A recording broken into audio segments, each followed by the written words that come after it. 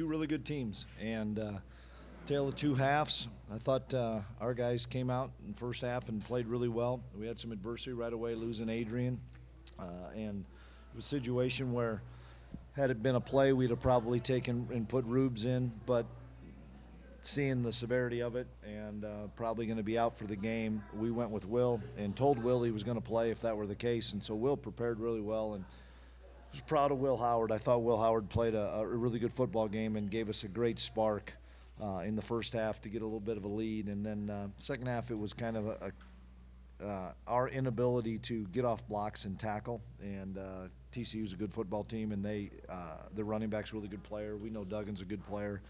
And then on offense, we just didn't capitalize. We made some plays and got in the red zone, missed a couple field goals we got to make, which at least maybe keeps it a one-score game. And then ultimately in the end, I told the guys, in a game like this with two good teams, it comes down to just a handful of plays, and they made more plays in the second half than we did.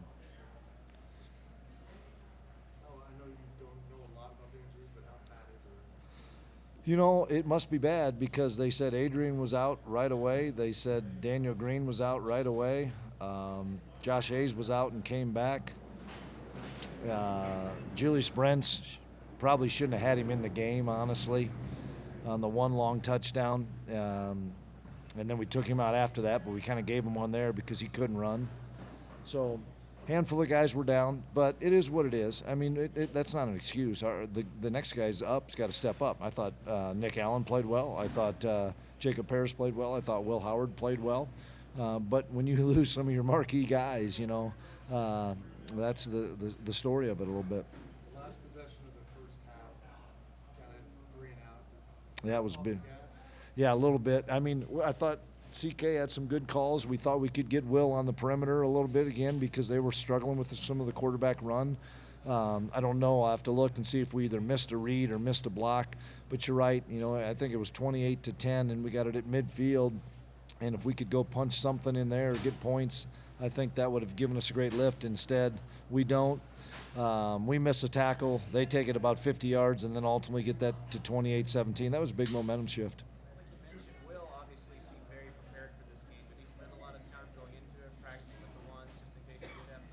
No, he didn't. Adrian took all the reps of the ones, but that's just Will Howard. Will's played so much football, and,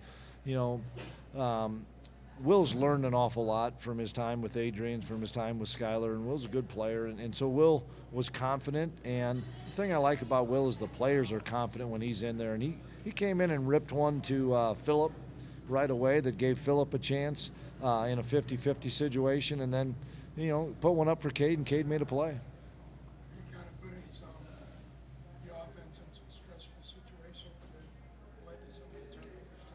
We say that again. Well, we can't throw the one ball across our body. That was probably not an ill-advised throw. And then Will's probably trying to make a play late in the game, and they make a couple plays. They're a good team, guys, and you guys know that TCU is a good team. We had them on the ropes in the first half. Didn't add to that at the end of the first half, and then. That running back, the Miller kid's a really good player.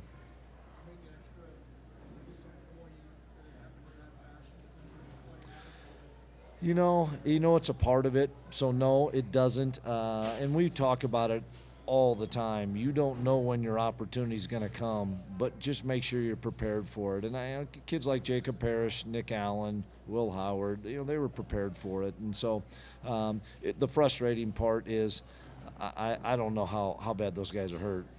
Coach, when you have going into the win, after Will gets dinged up on that third down, it's 4-1, you just feel like you try and have to. Yeah. Yes, because he was hurt. Yeah, we were going to go for it, and then he got hurt. I didn't want to put Jake in that position because we needed to run the quarterback probably, and I thought we could get points there to get it to 31-24, and we just missed it. It did in the kicking game, but not as much in the pass game as I thought it was going to. It was swirling out there, but Will felt good throwing it into the wind. Obviously, their guys felt good. We had a number of touchdowns into the wind. I think so did they. It affected the kickoffs a little bit more, but it wasn't as big a factor as probably perceived to be when it was 20 miles an hour. Anything else?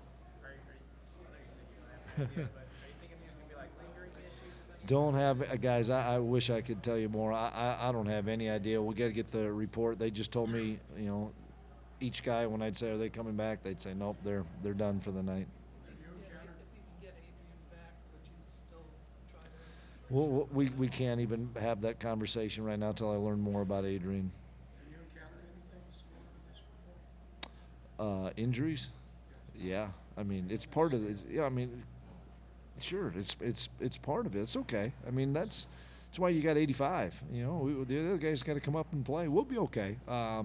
And the thing about it is our kids knew that they had an opportunity to win the game. No matter who was playing, we had an opportunity to win the game. We just didn't make plays. We're not going to make excuses on who's playing, injuries or not. We're going to get them ready, and we got a tough one against Oklahoma State, but we'll be ready.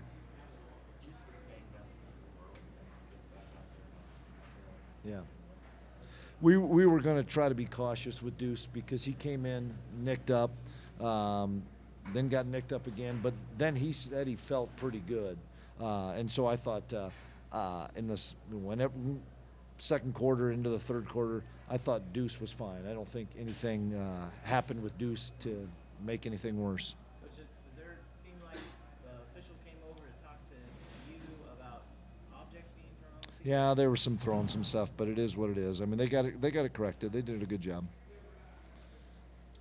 Okay, appreciate it. Thanks.